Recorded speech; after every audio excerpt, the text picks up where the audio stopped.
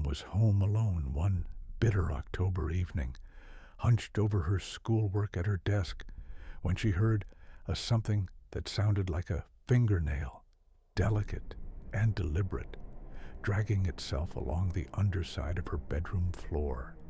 She froze mid-sentence, her pencil hovering above the page, her pulse flickering in her throat. The old farmhouse had always made noises, but this had intention. At first, she convinced herself it was nothing more than winter settling into the wood. But the scraping came again the next night, and the next, always after midnight, always in the same spot, directly beneath her bed, as though something down there was trying to trace the outline of her sleeping body. By the fourth night, the sound became bolder, long, deliberate strokes that made the dust vibrate off her nightstand. Miriam lay awake, eyes pinned to the ceiling, listening to the rhythmic drag of whatever lived in the dark beneath her. She pressed her ear to the floor once, trembling. She immediately regretted it, because it whispered. A faint murmur, too muffled to decipher, but undeniably human, pulsed through the wooden boards.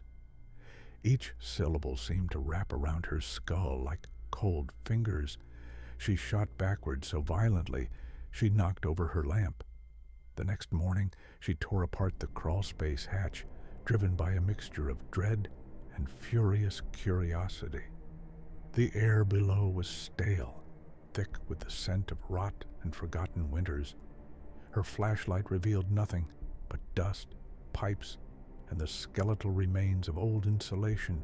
No footprints, no signs of an animal, no reason, none, for the whisper she had heard. Yet, when she climbed out, brushing dirt off her knees, she noticed something that made her blood falter. The underside of the floorboards beneath her room, every single plank, was etched with shallow grooves. Not random scratches, patterns, intersecting rows of lines, the markings forming shapes she almost recognized. These weren't the claw marks of wildlife. They were carvings. Over the next week, the whispers grew clearer. She could make out words now. Her name, drawn out in a voice that had no breath behind it. Miriam. Open. Open. She stopped sleeping. Every night she sat upright in her bed with the lights on, clutching a kitchen knife like a talisman, though she knew a blade couldn't defend her from something that seeped through wood. Her house no longer felt like a structure.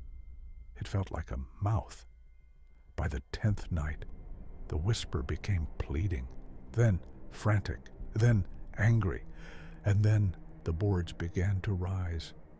Just slightly, barely a fraction of an inch, but enough to hear the nails straining in their sockets, enough to watch the wood pulse upward as if something below was pushing with both hands.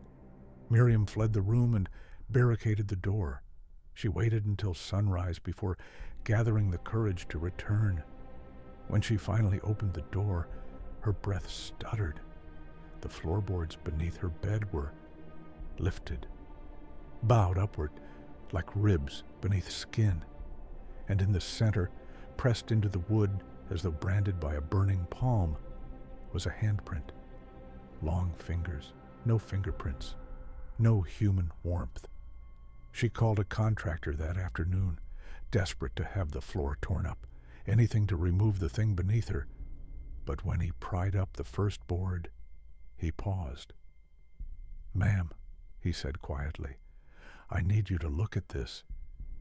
Beneath the plank lay a cavity in the earth, no bigger than a shallow grave. In the center was a wooden box, ancient and swollen from decades of damp soil. The contractor stepped back, shaking his head. "This isn't new. Whatever this is, it's been here a long time." Miriam knelt, hands trembling as she pulled the box free. Its lid was carved with the same patterns she'd seen etched beneath the floor. Those strange intersecting lines like crude runes.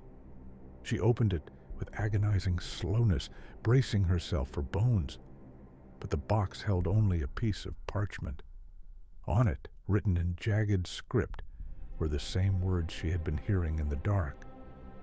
"Let me out." The contractor leaned in. "What's that supposed to mean?" Miriam didn't answer. Because beneath the remaining floorboards, those they hadn't yet pried up, came a new sound, not scraping, not whispering, but knocking, steady, patient, as though whatever had been trapped down there for decades had just realized the door was now open.